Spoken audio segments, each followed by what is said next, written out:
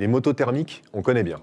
C'est très sympa, très pratique, mais ça pollue. Les motos électriques, on commence à mieux les connaître. Ça pollue pas, en tout cas pas à l'échappement. C'est silencieux et agréable en ville, mais c'est quand même beaucoup moins pratique et excitant. D'où l'idée de combiner les deux. Et ça s'appelle une moto hybride. Aucun grand constructeur ne s'était encore lancé là-dedans jusqu'à aujourd'hui. Kawasaki proposera en 2024 une toute nouvelle plateforme hybride déclinée en deux versions. La Ninja 7 hybride, une sportive, et la Z7 hybride, un roadster. C'est une première mondiale et ça mérite vraiment qu'on s'y intéresse de près. On va voir comment fonctionnent ces Kawasaki hybrides et quel intérêt ce système peut avoir dans une moto. Mais avant ça, on va prendre un peu de recul pour comprendre le principe de l'hybride au-delà du seul système Kawasaki.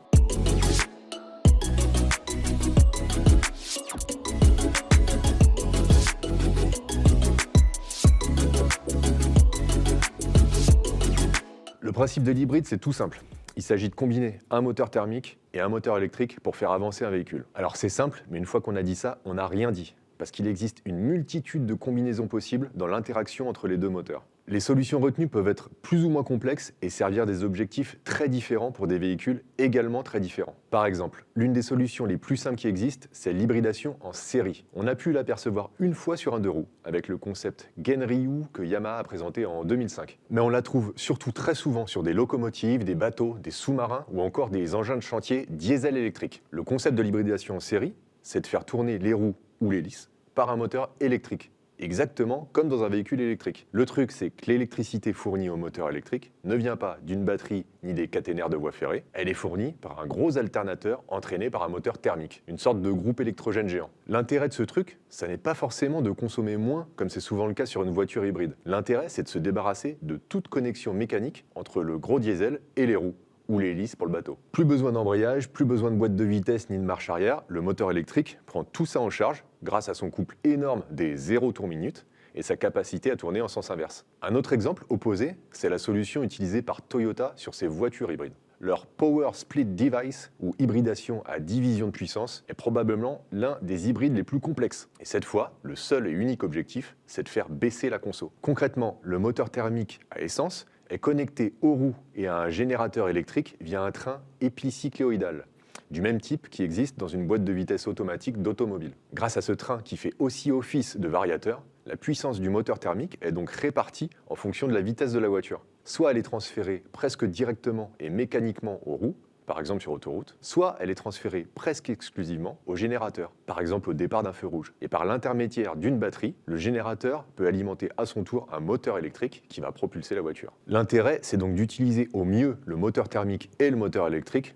dans les plages de fonctionnement où ils sont le plus efficaces. C'est comme ça que la consommation est optimisée. Sans oublier que le moteur électrique est lui-même un générateur qui peut recharger la batterie en récupérant de l'énergie pendant les décélérations. Mais ce qu'il faut bien comprendre, c'est que la batterie n'est qu'une zone tampon. La vraie source d'énergie, c'est l'essence. Le système hybride avec batterie permet uniquement de l'utiliser plus efficacement dans toutes les phases de conduite. Et c'est un peu le principe retenu sur les Kawasaki hybrides, mais avec encore une autre solution qui est l'hybridation en parallèle. L'hybridation en parallèle, ça englobe encore une myriade de configurations possibles. Mais rassurez-vous, on va pas tous taper, on n'a pas le temps, et puis comment fonctionne la dernière Clio e-tech machin hybride, on s'en cogne un peu. Maintenant, on va se concentrer sur le cas de nos Kawasaki.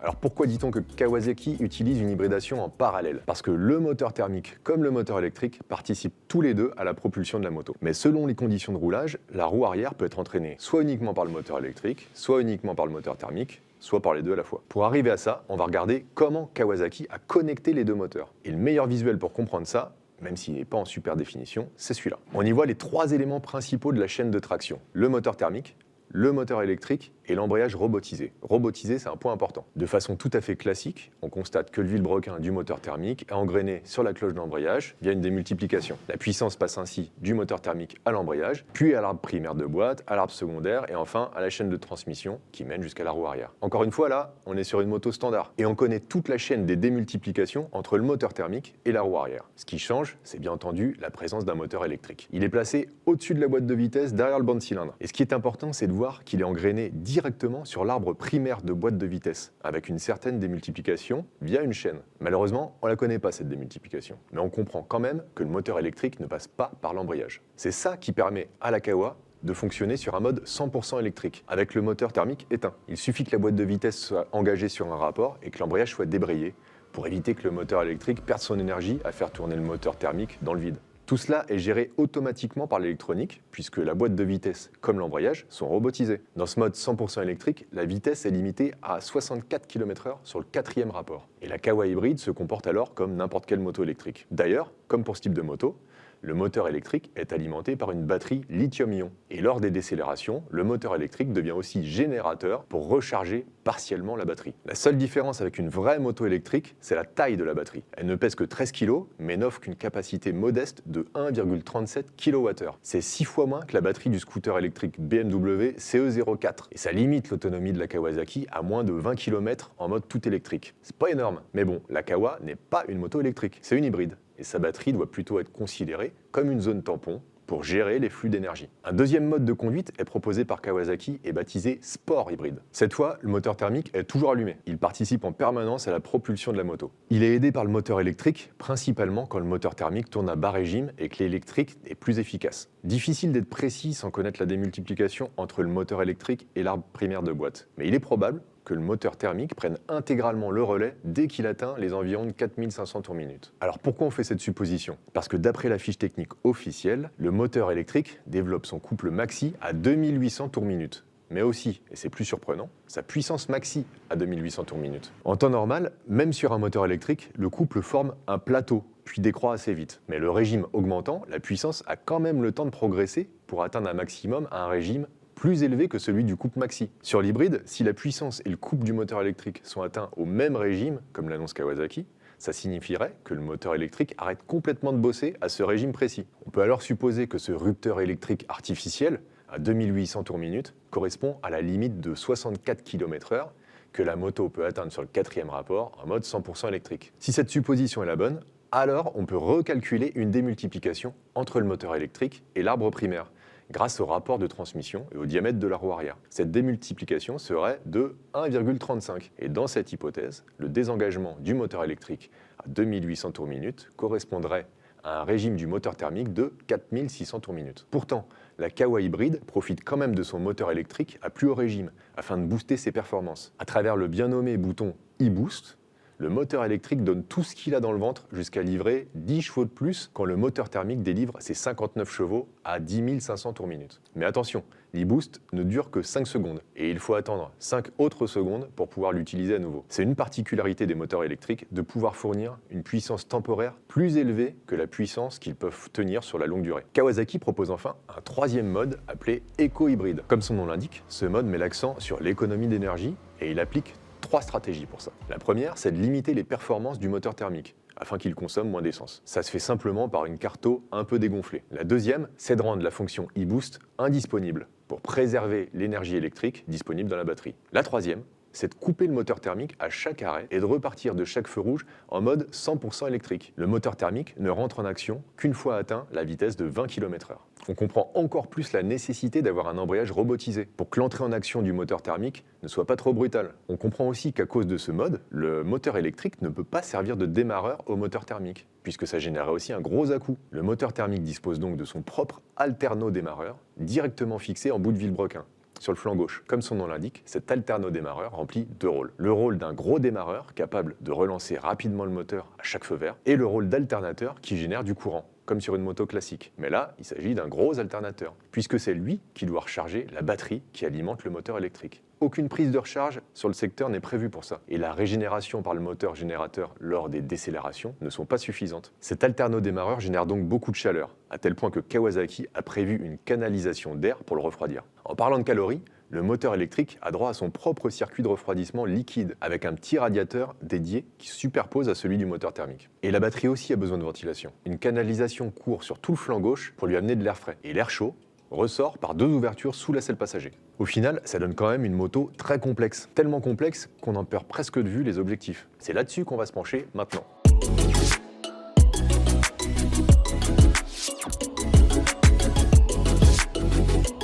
L'objectif de notre Kawa hybride, il est très simple et résumé en une phrase par le constructeur lui-même. Proposer une moto de 450 cm3 avec la sobriété d'une 250 cm3 et les performances d'une 700 cm3. C'est d'ailleurs pour cette raison que les deux hybrides Kawa s'appelle Ninja 7 hybride et Z7 hybride. Le 7 faisant référence à la catégorie des 700 cm3. Dans un autre genre, on se rappelle que Kawasaki a déjà appliqué une recette similaire avec sa Kawasaki H2 à compresseur, une 1000 cm3 dont les performances rivalisaient avec celles d'une 1400 atmosphérique, mais avec une consommation un peu en retrait. C'était une première pierre, du genre précieuse, dans le downsizing à 2 roues. Les hybrides sont en réalité une deuxième vague de downsizing, avec cette fois une assistance électrique. Mais qu'en est-il en réalité dans les chiffres? Pour le voir, il suffit de balayer la gamme Kawasaki et voir si les annonces sont mensongères ou pas. La Ninja 7 hybride utilise un moteur bicylindre de 451 cm3. C'est le même bloc qui est utilisé sur la dernière Ninja 500, mais dans une version un peu plus sage. La Ninja 500 développe en effet 47,5 chevaux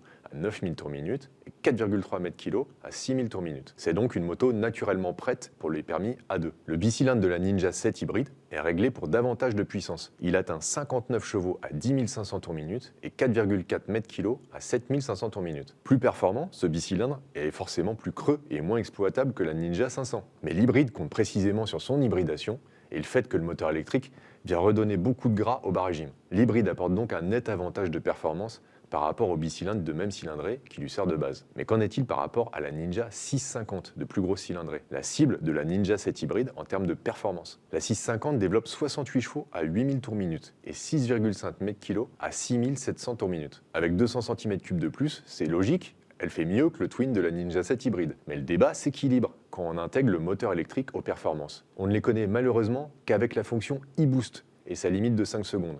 C'est comme ça, alors les voici. 69 chevaux à 10 500 tours minute et 6,2 mètres-kg à 2800 tours minute. La Ninja 7 hybride fait donc aussi bien que la 650, voire mieux, puisque le couple maxi, bien qu'en léger retrait, arrive beaucoup plus tôt. On peut donc dire que le pari de Kawa est gagné du côté des performances. La Ninja 7 hybride rivalise avec des motos de 650 à 700 cm3. Reste à voir la partie consommation. Celle de la Ninja 500 s'établit à 3,8 litres au 100 km. Celle de la Ninja 650 à 4,4 litres au 100 km. La Ninja 7 hybride revendique, elle, 4 litres au 100 km. Avec le mode sport hybride le plus dynamique. Elle descendrait à 3,7 litres au 100 km en mode éco-hybride. On peut imaginer que c'est le mode que privilégieront au quotidien les futurs propriétaires de cette moto. Ils pourront ainsi se vanter d'une consommation inférieure à celle d'une Ninja 500 la semaine, tout en pouvant espérer faire la nique à une Ninja 650 le week-end. C'est un beau slogan, hein. Sauf qu'en regardant encore les chiffres, c'est quand même un peu décevant. À peu de choses près, la conso de la Ninja 7 hybride est équivalente à celle de la Ninja 500, et certainement pas au niveau d'une 250 cm3 comme revendiqué.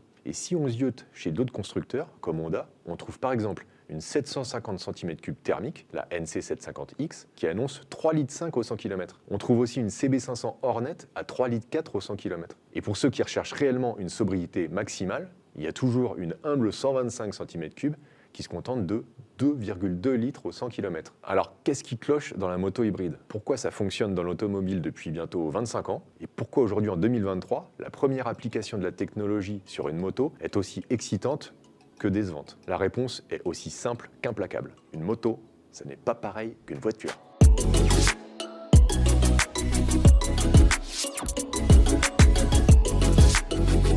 Alors dit comme ça semble con, mais on peut le détailler en deux parties. La première partie, ça tient au fait qu'une voiture, en moyenne, c'est beaucoup plus gros, plus lourd et plus cher qu'une moto. Et donc quand Toyota fait sa première Prius hybride en 97, on va pas dire que c'est facile, mais pas loin. Par rapport à une Toyota Avensis 1,6 litre de la même année, le géant de l'automobile arrive à loger son système hybride, avec la batterie, le moteur générateur, l'électronique de puissance, le refroidissement et tout le tout-team, dans le même espace et pour un poids équivalent. Quand on reprend nos Kawasaki Ninja 500 et Ninja 7 hybride, c'est pas la même histoire. Le poids passe de 171 kg tout plein fait à 227 kg. Ça représente 56 kg de plus ou une augmentation de 32,7%. La moto est visiblement beaucoup plus longue et de fait, l'empattement passe de 1375 mm à 1535 mm.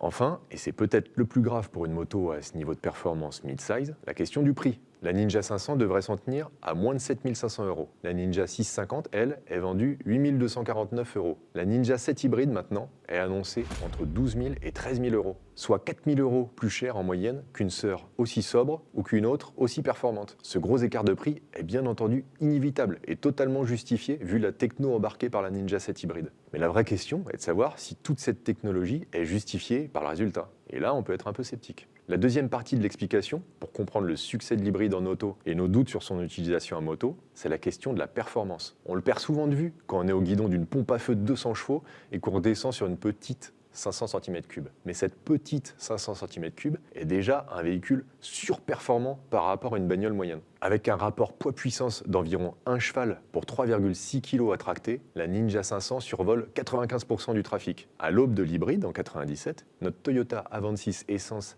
avec son très bon 1,6 litre 16 soupapes de 110 chevaux, devait bouger ses 1250 kg, soit 11,3 kg à tracter pour chaque cheval, ce qui en fait un véritable veau dans le monde du deux roues. Impossible de réduire la cylindrée de ce veau à 4 roues sans lui apporter une aide, sinon la voiture n'avance pas et du coup ça devient dommage. L'hybridation correspond à cette aide et elle possède tout son sens. Elle transforme un veau en un veau qui consomme moins. Et c'est déjà très bien pour monsieur tout le monde. À moto maintenant, la solution pour consommer moins est beaucoup plus simple. Les performances étant énormes dès le départ, il suffit de les rogner un peu et de descendre en cylindrée. On transforme ainsi un missile en missile un peu moins rapide, mais plus économe, plus léger et moins cher. Alors certains vont hurler et me traiter de rabat-joie, dire que la moto, c'est avant tout du plaisir et que la performance, ça compte. Ok, AMJ, franchement, on est à l'aise avec cette définition de la moto. Mais dans ce cas, regardez ce qui vous attend pour un budget de 12 000 €, en restant chez Kawa toujours.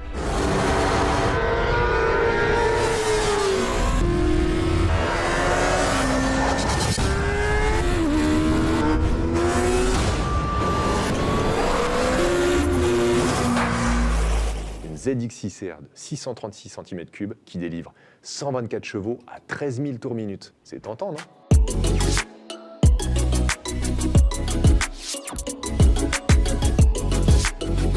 La moto hybride, vous l'avez vu, c'est une technologie ultra complexe. On l'a à peine survolée dans cette vidéo, avec les éléments qui sont à notre dispo, mais on comprend que le travail réalisé par Kawa est énorme. Non seulement ils ont dû intégrer un système hybride dans les dimensions compactes d'une moto, mais ils ont aussi dû bosser sur la gestion électronique d'un tel système et son refroidissement pour le rendre viable au quotidien et le plus transparent possible. Et en plus de ça, ils tiennent plus ou moins bien leur pari d'offrir des performances d'une catégorie supérieure avec une consommation en léger retrait. Il faut donc applaudir Kawa dès demain devant cette débauche technologique et pour avoir débroussaillé le terrain. On assiste quand même à une première mondiale et c'est toujours réjouissant. Mais on est forcément plus réservé quant à la place qu'arrivera à se faire une telle moto. Par ses performances, sa complexité et son tarif, le compromis qu'elle réussit à trouver nous semble en décalage avec les attentes d'une majorité de motards. Qu'ils soient tournés vers la sobriété ou vers les performances et le plaisir au guidon. Il n'est donc pas certain que cette voie technologique à succès dans l'automobile soit reproductible à moto, à moins qu'un jour les véhicules 100% thermiques soient vraiment bannis des centres-villes et que la législation fasse une place aux hybrides. Mais en l'état actuel, ce n'est même pas le cas. Et on craint donc que l'hybride soit plus un démonstrateur du savoir-faire de Kawasaki qu'une moto réellement destinée à nos routes. Si vous voulez en savoir plus sur ce que donne la Ninja 7 hybride au guidon, vous pouvez toujours aller voir la vidéo de nos amis de Motor Live qui ont fait un essai de cette moto. Vous pouvez aussi commander ce numéro de Motojournal 2362 sur le site de la boutique La Rivière. Mais bon, le plus simple, c'est directement de s'abonner à MJ. C'est grâce à nos abonnés qu'on peut faire ce genre de vidéo. Alors si ça vous a intéressé et si vous voulez d'autres vidéos, à un moment, il faut nous soutenir.